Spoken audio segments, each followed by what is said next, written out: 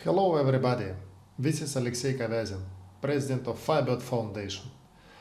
And today I would like to discuss a very important question: to swap or not to swap. Let's discuss, should we disable swap even if we have a lot of memory, or should we keep it?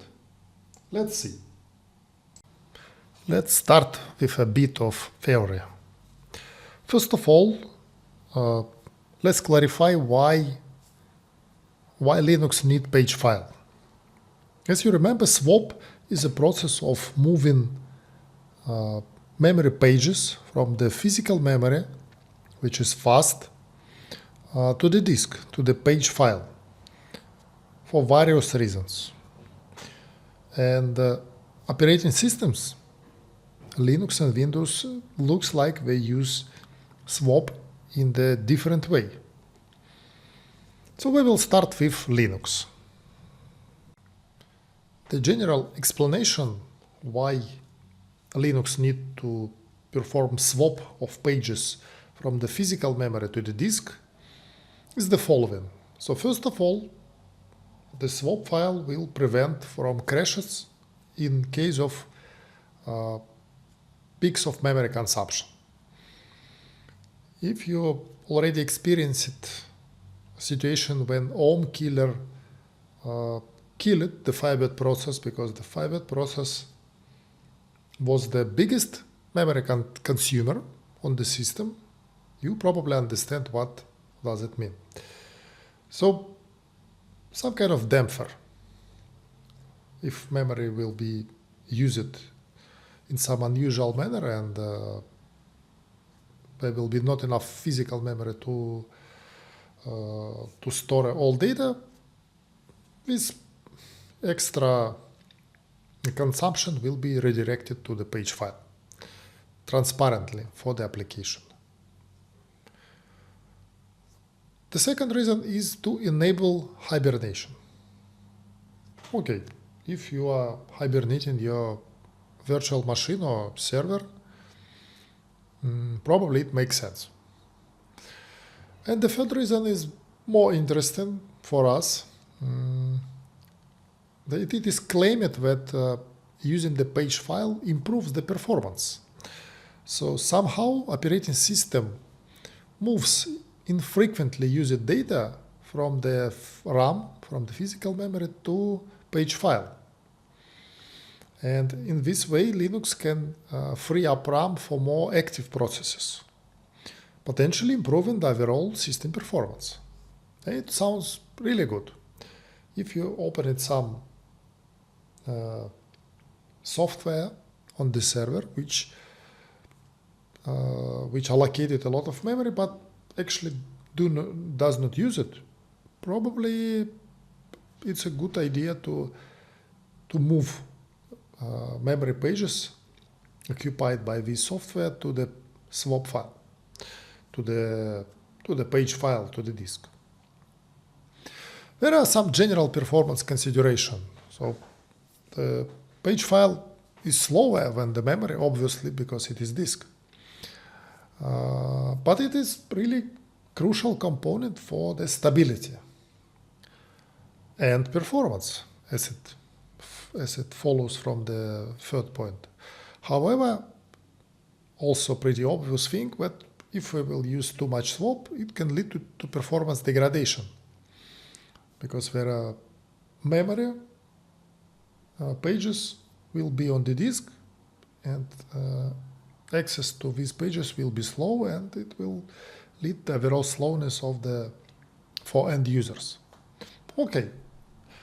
Well, it's actually nothing new. If you are in the IT for several years, you probably know or even at least heard about this. So swap is kind of file, page file, slow, and it protects from things like peak consumption of memory. Okay. What the vendors say about the swap, about the page file? I have picked up the recommendation from the Red Hat this is the link. So you can see that Red Hat really recommends to enable the swap. And as you can see, for the systems more than 8 gigabytes, if they are not allowed to have hibernation, they recommend at least 4 gigabytes. That's interesting. That's interesting. So, in order to clarify this question, I decided to get some statistics, and I asked my administrators to run command free -h or free -m, which shows the allocation of memory on Linux on 25 servers, from the biggest one to the average one, and some small servers too. So 25, it's like a representative number from the number of servers we manage. But let's see what we have received. So it is the raw data, organized into the table. I will put the Excel spreadsheet with this data for the download for this video, so you can download and take a look yourself. But in general, you can see that we have analyzed 25 servers with the physical memory installed on the server from 480 gigabytes to 6 gigabytes. And here we have like two graphs which represent these 25 servers. The first graph above is a swap allocated and swap actually used. Blue is allocated and red is actually used. And the second, just for general information, overall memory and used swap. All these systems are running Firebird, different versions of Firebird, Firebird 4 and Firebird 3.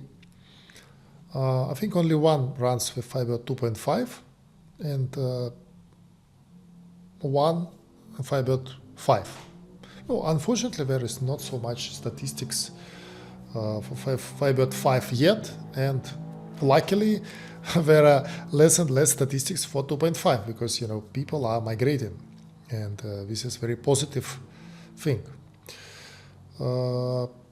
What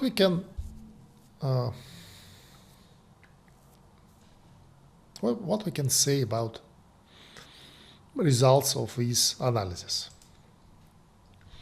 As you can see, the average allocated number is 8 gigabytes per machine. Of course, it's totally voluntary how the administrator decided to put swap or not to put. But in general, we can see that the median and average are 4 gigabytes and 8 gigabytes. About the swap actually used, the median is 495 megabytes and average is 464. But practically, I think it's better to present it in the following way. The allocated swap of 1 gigabytes covers the necessity of swap used for 21 from 25 servers. And allocated swap of 4 gigabytes covers 23 of 25 servers. We have some spike here with 6 gigabytes of swap. Interesting why for server number 5. Also two servers, server number 6 and 23, which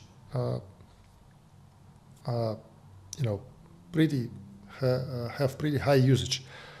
However, in general, it looks like the 4 gigabyte, which is recommended by Red Hat, looks like a very good option for the server. We have only one server with swap used equal to 0. It is interesting why there is no swap. Probably this machine requires some attention from our administrators. But let's see. Also, there is an interesting situation when the allocated swap was completely used. It happened on the machine with 64 gigabytes of memory, allocated swap 975 megabytes, and used also 975 gigabytes. It looks like, a confirmation that sometimes the minimum swap, like 1 gigabyte, is not enough. And really the recommendation from the Red Hat use 4 gigabyte as initial value. It makes sense. It really confirms by the swap usage statistics from our servers. And definitely we will recommend to start with 4 gigabyte swap for all our customers, and also we will recommend it for you. If the swap will be used in full or will be close to this value, probably the good idea will be to increase up to 8 gigabytes. The idea that increasing swap for something like 12 gigabytes or even 32 gigabytes looks like Linux does not, Linux and Firebird in this scenario does not have a usage for this increased swap. So the final recommendation, 4 gigabytes as initial value, 8 gigabytes if it is not enough. And now let's try to do the same type of analysis for the Windows server. Why Windows need the page file?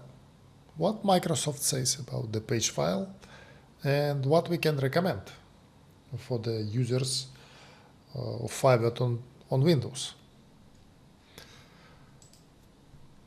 It is, generally described that Windows uses swap, uses page file almost like in the same manner like Linux. So the difference that also it uses the page file for crash dump settings.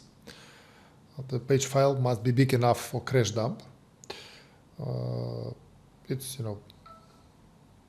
pretty big, because if you have a lot of memory and crash dump happens, the Windows will copy the data of the page file and also copy it from the memory. So probably it explains why the page file usually bigger on Windows. When the second reason why Windows requires page file is for peak memory usage situations, to dampen the peak usage. And the third one, the infrequently accessed pages, the same as it was for Linux. So if some application reserved a lot of memory but do not use it, it makes sense to put it to the swap. Okay, so now we understand more or less why Windows needs swap and how it uses the swap. But what are practical recommendations from the Microsoft, from the vendor of Windows? And unfortunately, there is not so much information about Windows Server with databases when it is running, for example, MS SQL Server or something like this. So I remember previously there were some general recommendation for databases running on Windows Server to have swap equal to the memory size until it reaches the 32 gigabytes, and after that you can keep swap like 32 gigabytes and let it grow. However, I did not find the material explaining this, and it seems like it was removed. And what I found was, well, these two links.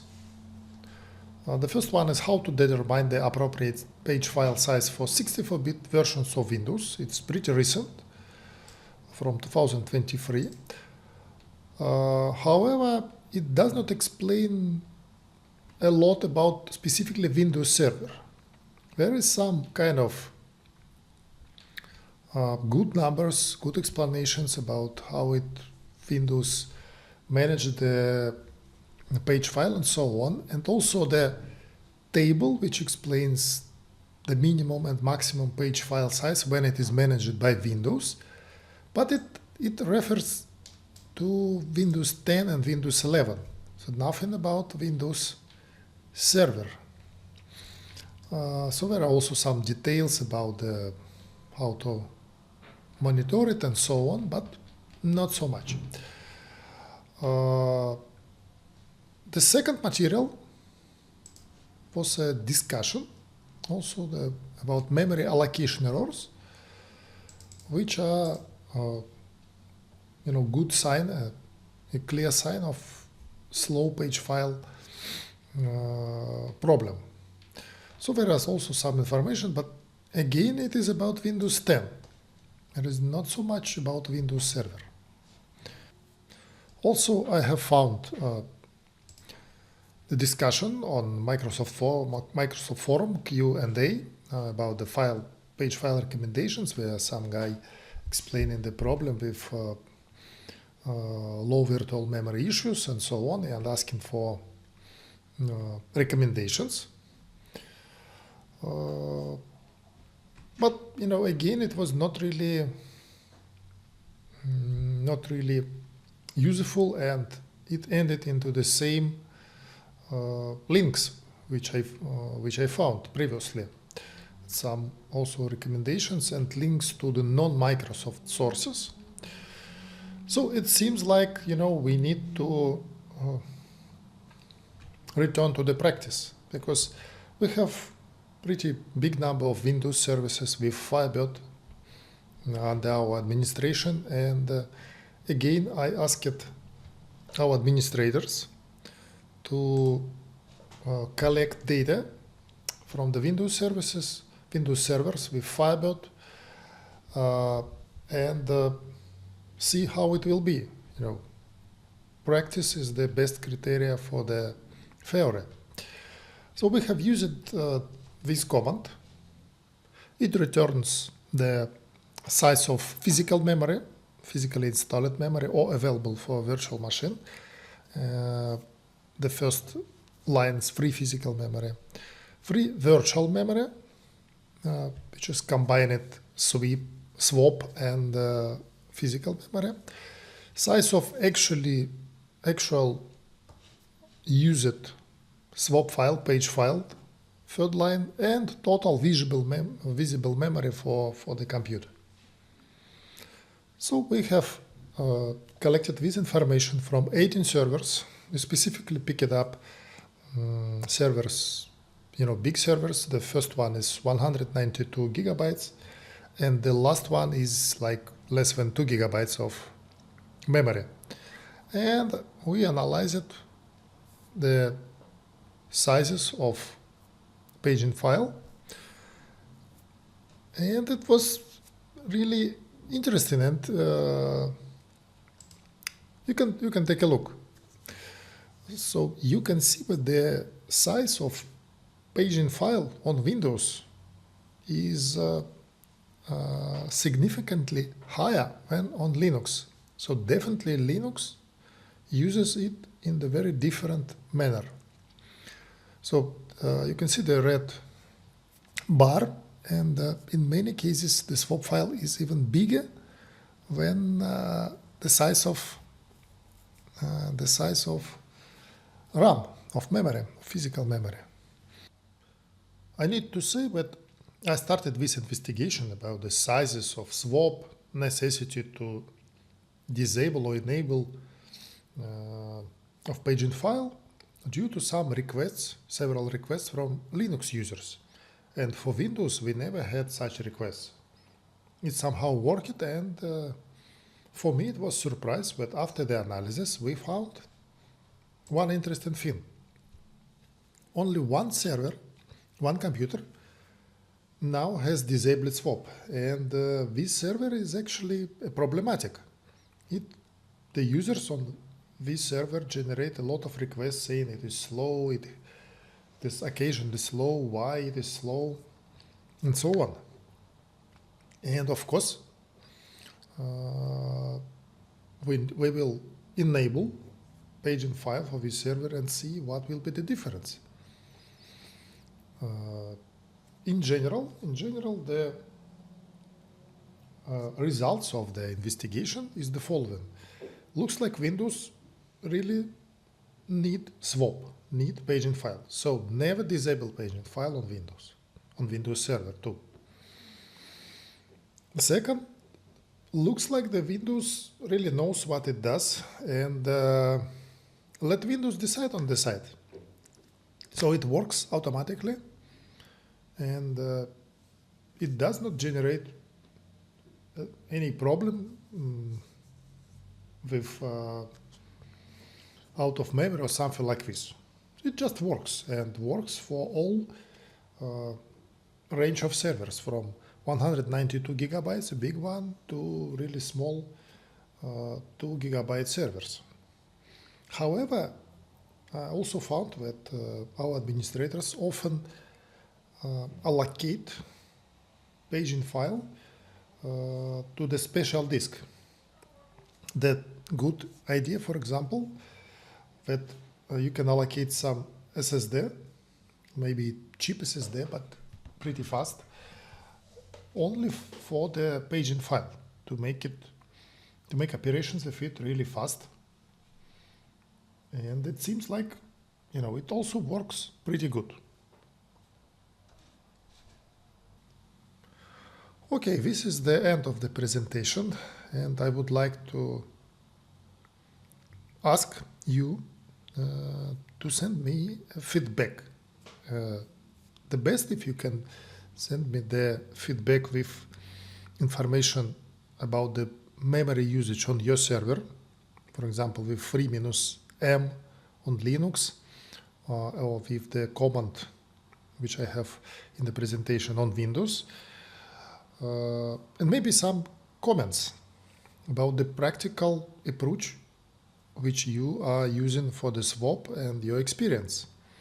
Because I understand that despite the fact we have a lot of servers, and we made analysis for 25 servers on Linux and 18 servers on Windows, it is possible that we have overlooked something. And maybe the answer, use swap, is not so straightforward and not so, is not closed yet for some specific situations. So thank you for watching, and if you will, share some information about your servers using the commands 3-m and mic as it was in presentation, it would be really good. Thank you.